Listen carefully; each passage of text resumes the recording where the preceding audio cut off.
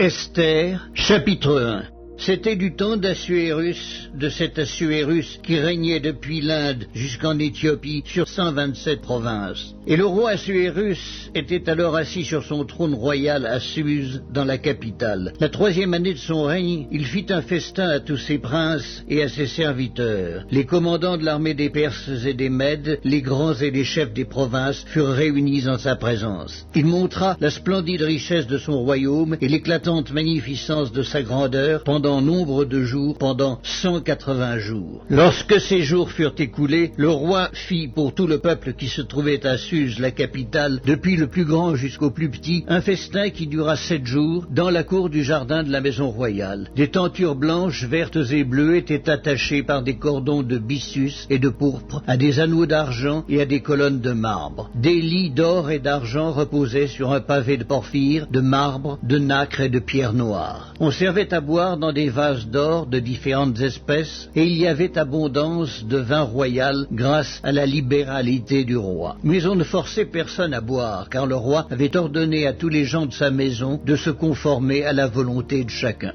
La reine Vasthi fit aussi un festin pour les femmes dans la maison royale du roi Assuérus. Le 7e jour, comme le cœur du roi était réjoui par le vin, il ordonna à Méhuman, Bista, Arbona, Bicta, Abagta, Zéta et Carcasse, les 7 eunuques qui servaient devant le roi Assuérus, d'amener en sa présence la reine Vasthi avec la couronne royale pour montrer sa beauté aux peuples et aux grands, car elle était belle de figure. Mais la reine Vasthi refusa de venir quand elle reçut par les eunuques l'ordre du roi, et le roi fut très irrité, il fut enflammé de colère. Alors le roi s'adressa aux sages qui avaient la connaissance des temps, car ainsi se traitaient les affaires du roi devant tous ceux qui connaissaient les lois et le droit. Il avait auprès de lui Karschena, Shétar, Admata, Tarsis, Mérès, Marséna, Mémucan, 7 princes de Perse et de Médie, qui voyaient la face du roi qui occupait le premier rang dans le royaume. Quelle loi, dit-il, faut-il appliquer à la reine Vasthi pour n'avoir point exécuté ce que le roi Assuérus lui a ordonné par les eunuques? Mémucan répondit devant le roi et les princes, ce n'est pas seulement à l'égard du roi que la reine Vasthi a mal agi, c'est aussi envers tous les princes et tous les peuples qui sont dans toutes les provinces du roi Assuérus, car l'action de la reine parviendra à la connaissance de toutes les femmes et les portera à mépriser leurs maris. Elles diront, le roi Assuérus avait ordonné qu'on amenât en sa présence la reine Vasthi, et elle n'y est pas allée. Et dès ce jour, les princesses de Perse et de Médie qui auront appris l'action de la reine la rapporteront à tous les chefs du roi. De là beaucoup de mépris et de colère. Si le roi le trouve bon, qu'on publie de sa part et qu'on inscrive parmi les lois des Perses et des Mèdes, avec défense de la transgresser, une ordonnance royale d'après laquelle Vasthi ne paraîtra plus devant le roi Assuérus et le roi donnera la dignité de reine à une autre qui soit meilleure qu'elle. L'édit du roi sera connu dans tout son royaume, quelque grand qu'il soit, et toutes les femmes rendront honneur à leur mari depuis le plus grand jusqu'au plus petit.